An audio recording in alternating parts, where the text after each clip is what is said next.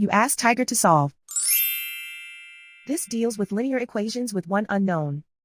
The final result is x equals 20 over 3. Let's solve it step by step. Group all constants on the right side of the equation. Subtract 20 from both sides. Group like terms. Simplify the arithmetic.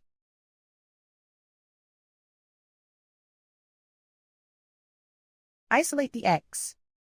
Divide both sides by -3. Cancel out the negatives. Simplify the fraction. Cancel out the negatives. And so the final result is x equals 20 over 3.